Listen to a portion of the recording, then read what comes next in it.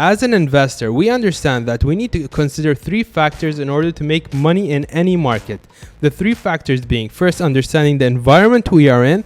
Second, having the knowledge to study and analyze the opportunities in that environment. And third, having the tools to execute the investment. So in this video, we're going to look at the cryptocurrency market. We looked at real estate previously, but now we're going to look at crypto and go fully on crypto because all the opportunities are right here. So we're going to see, how does money flow in the cryptocurrency market? So let's start, for example, from this investor. He comes to the cryptocurrency market. He saw his friends at some cafe telling him, okay, look, guys, I made a lot of money in the crypto. So why are you missing out on this? This is the best thing that ever happened in entire history. So he gets excited. He wants to get in the market. Where does he go? Where does his money flow? So we're going to look at that in details in this video. And also, we're going to see what emotions are involved. So understanding this would give you an edge when you're investing and know what everybody's doing and basically do the opposite. Because investors, what they do the opposite of what everyone else is doing to make their maximum amount of money. That being said, let's get started with this video.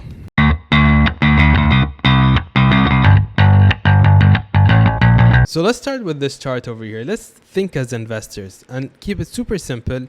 We just came to cryptocurrency market. We want to understand what's going on. So we look at Bitcoin's chart, right? We see price stabilizing, it's consolidating, so going sideways here. It pumps, it dumps, and then consolidates, and then goes pumps and dumps and consolidates, pumps and dumps and consolidates, and so on. So what's happening here? Who is moving the price? That's the first question I would ask myself as an investor if I enter this new market called the cryptocurrency market.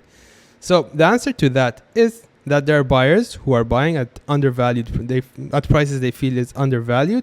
There are sellers selling at prices they feel overvalued. And these in consolidation sideways periods, basically buyers and sellers coming together and thinking, okay, guys, what's the true value of this asset we're trading? Is it currently undervalued or overvalued? Basically, they're working out the price of Bitcoin or whatever asset they're working on. So this is basically what's happening. The market participants, we have the buyers and the sellers. So as for the buyers and sellers, there are categories, right? So the buyers can be individual. The buyers and sellers can be individuals, or they can be solo or a retail, as they call them, retails, me and you and anybody else. And we have exchanges, institutions, and large players.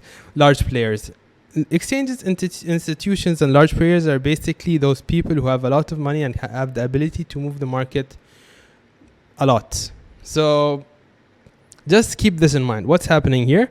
We have buyers, we have sellers. These are the market participants, and they have categories, which are the individual, the retail, and also institutions, big players, and exchanges who have a lot of more money than the retail and individuals who can move the market more than these retail and individuals. The second question would be, okay, if this is based on human psychology, what are the dominant emotions? What are the major emotions people feel that actually move this market? I want to go a bit deeper on that. So if you know this quote by the famous and legend investor Warren Buffett, he said that Warren Buffett once said that it's wise for investors to be fearful when others are greedy and greedy when others are fearful. So from this we can see that, okay, if this amazing investor who is a billionaire and made a lot of money investing, if he said this, we need to think about it. Okay, what are the two emotions here? Fear and greed. So let's get more into details about that. I went on and pulled out more articles here. So Warren Buffett compared fear and greed to super contagious diseases and epidemics. Investors are quoting him to be calm as the coronavirus ravages the market. Okay. So Warren Buffett said, described fear and greed as a disease that affects investors. So what Warren Buffett here has described is that fear and greed are a disease that investors have in the financial market that can affect investors either positively or negatively. So let's go into more details. Okay, now we know from these two, from his first quote and his second article, that he's saying that fear and greed are very important emotions for investors. So coming to this tweet over here, this guy said, he's the CEO, by the way, of Red Fox Labs. He said, as with tokens, when others are fearful, be greedy. And when others are greedy, be fearful. Again, this applies to good solid projects. So he was basically showing you how to find good projects. And this is one of his notes. So this is all evidence and building up the case of fear and greed being the major and dominant emotions in the cryptocurrency market. Or any market as an investor, basically. So then I went one level further. I said, okay, as I'm a researcher, I like to research. Is there any scientific articles about fear and greed? And here, I wrote fear and greed investing, the most simple keywords that you use to find articles, right? So here, as you see, the top articles are fear and greed in global asset allocation, fear and greed in the financial markets, beyond fear and greed, the psychology and behavioral finances, and fear and greed, a return-based trading strategy around earning announcements, and so on. So as you can see, fear and greed is very important. And we can consider it and assume by now, based on Warren Buffett and the CEO of Red Fox Labs and some Google's articles, that fear and greed might be very important emotions to consider when dealing with financial markets as an investor. So let's keep that in mind. Let's come back to this figure you saw at the beginning of the video. This guy over here is an investor. It's basically you, me, or some guy who has some money who wants to invest his money in the cryptocurrency market. Why would he come to the cryptocurrency market? What's his reason? He wants to make money. As simple as that. How did he know about cryptocurrency market? Well, there's real estate, there's other assets. Why did he know about cryptocurrency market? Most probably, he either saw someone write about it, or someone brag about it, or someone shove in his face his wallet saying, okay, look at my 10x gains, and something of that sort. So what happens here is he feels, let's look at emotions here. What does he feel? Like, if a guy is sitting there, he has this goal of making money, his incentive of making money, and he saw his friends making a lot of money, and people shoving, okay, look guys, I just put my money, I did nothing, and I made money. I just invested in this asset and I made money. This is amazing. You guys should enter. So what would he fear? He would feel fear of missing out. He would like FOMO. It's called FOMO in the cryptocurrency world, but he's going to have some fear of missing out. So it's fearful. He'll say, I need to invest my money. What should I do now? I need to get in the market. What should I do? So what would he do? What would he do? Let's think as investors together here. What would he do? He would say, okay, I want to invest my money. What should I invest it in? Bitcoin. Because that's the most common. Ask anyone who doesn't know about cryptocurrency. Tell him Bitcoin.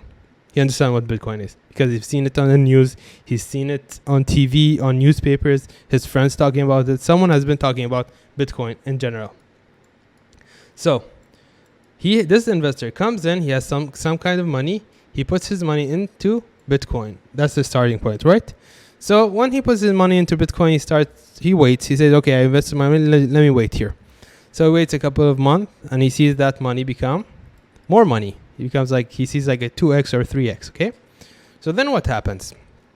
Here is where emotion changes from fear and slowly starts moving to greed. He's like, okay, I made a 2x here, but Bitcoin didn't move that much. But I saw other coins that are moving that much. I don't know about them, but come on, man. They're making too much money. They're like pumping so hard. I need to be involved in this. So he understands the process of how to invest in crypto now. And he says, okay, let me take that money out of Bitcoin and put it in some other coins. What coins? It's large caps. Why large caps? Because usually when someone's finished with Bitcoin, he looks at projects that are still on the news, are solid, meaning they're solid projects. And also, they're basically at the top of the market cap list if he's a bit educated. So he gets into large caps. And he waits a couple more months and sees, okay, this becomes like a 3 to 4x. Says, okay, this is really good. But now, he starts getting more greedy. He goes to mid caps. He does the same process and he sees like a 3 to 5x. These are random numbers. Then he gets a bit more greedy and he said, okay, I want those 100x. I've seen people like on Shiba Inu and Dogecoin making 100x, man. What's happening there? I need to make that kind of money. Imagine. Then he starts, this is a very, very funny one. And I'm sure everyone has done it. He starts pulling out his calculator and saying, okay, guys, if I put $1,000 or dirhams in this asset on January, I would have by now 1 million. Man, 1,000 to 1 million, amazing. I need to do this. I'm not in crypto to go into Bitcoin and make like, I don't care if I lose my 1,000 dirham. I want to make that million. So what he does is take this money out of all these coins and put it in low caps. Low caps being the most risky coins. So as you see, the money flew from basically this investor knowing nothing about cryptocurrency went into Bitcoin. And once it went into Bitcoin, it went to large caps to mid caps to low caps. Then what happens next? He makes a lot of money. He says, okay, based on my experience, Bitcoin was really good and stable. So let me put it back into Bitcoin. He takes his money and puts it back into Bitcoin. So Bitcoin, then basically there's a cycle. We have talked about this in a previous video. The cycle comes, the cycle goes up, and then it dumps again. So he's starting losing money. So what happens here? He starts feeling fear again.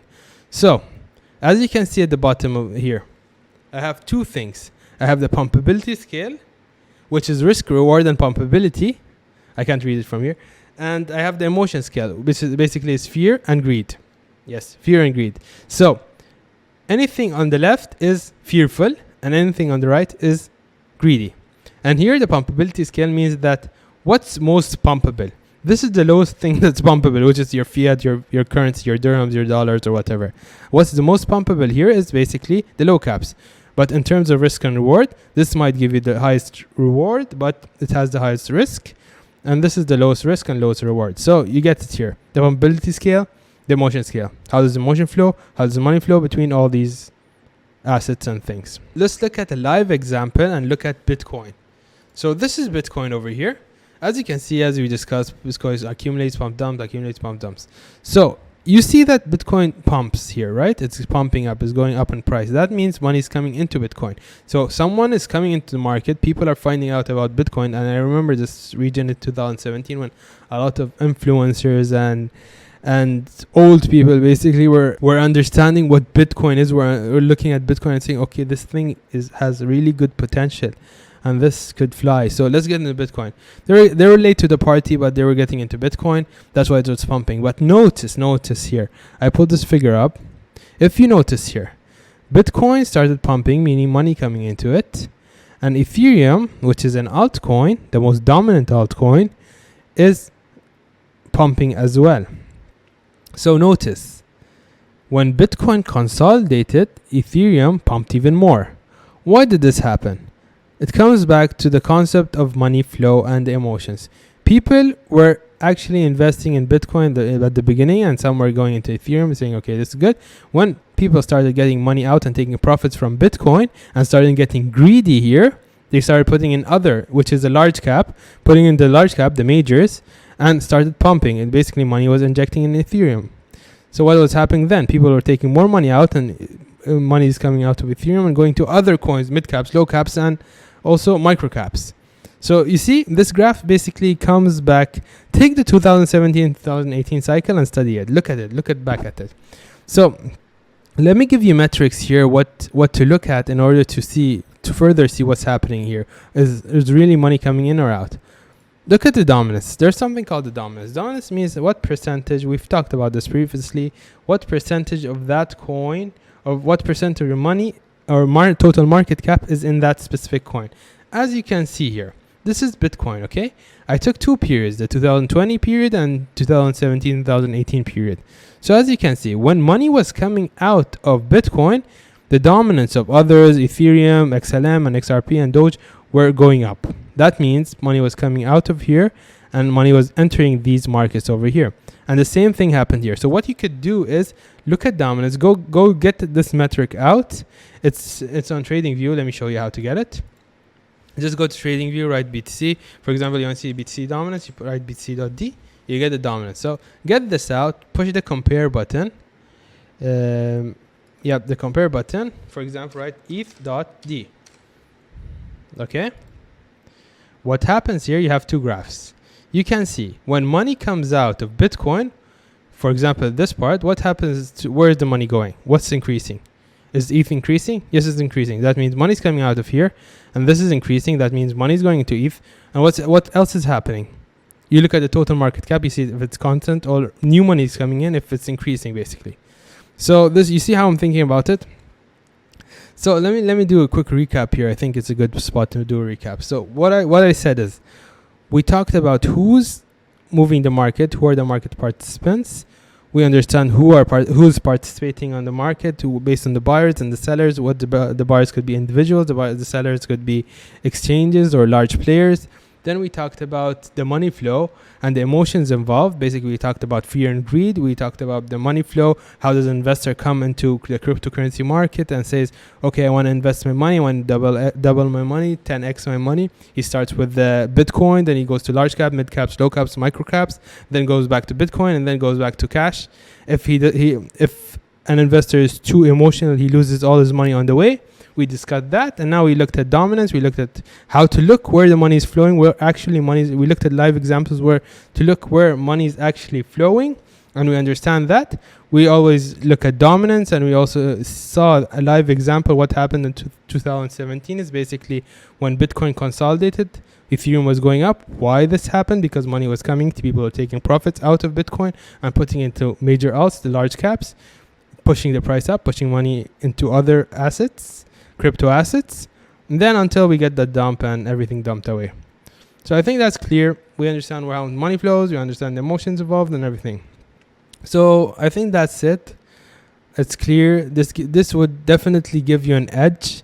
This would definitely give you an edge if you understand how money is flowing, so you know where to put your money before it actually going there. What you could do best is study historical data, look at 2017, 2018 period, and also look at 2020 and 2021 period. And this is going to give you an edge. You understand the environment now, and you understand how to navigate this environment. Basically, don't fall trap to coins that are going to drop. Go to coins that might pump before they actually pump. So that being said, if you like this video, please like this video and subscribe to this channel. I'm going to be posting a lot of more useful and practical information for you investors to make a lot of money in the cryptocurrency market, as my only objective here is for you to make money. I don't have any other objective. My only objective is I want you to make money, and that's the only thing I want from you. That being said, thank you very much for watching this video.